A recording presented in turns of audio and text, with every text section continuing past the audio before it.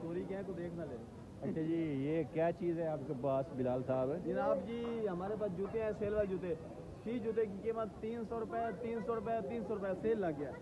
सिर्फ 300 रुपये में आपको एक जोड़ा मिलेगा जी। न्यू जूते हैं, ज़बरदस्त जूते हैं। 300, 300, 300। कंपनी की मशहूरी के लिए अब जूते बेच रहे हैं। किसी भाई ने जूता लेना हो तो इंशाल्लाह आपको फ्री में देंगे। सामने देंगे, आपकी सेल लग गया है। नहीं लाने देते हैं 300, 300, 300।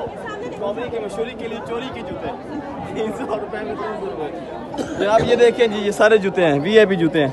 सिर्फ 300 रुपये में आप एक जोड़ा मिलेगा। ले लें भाईजान, आपने लेना है? 300 रुपये में एक जूता मिलेगा। अगर वो पकड़ ले किसी का हुआ तो मेरी जिम्मेदारी नहीं है। 300 रुपये में एक जूता मिलेगा जी। 300 रुपये, 300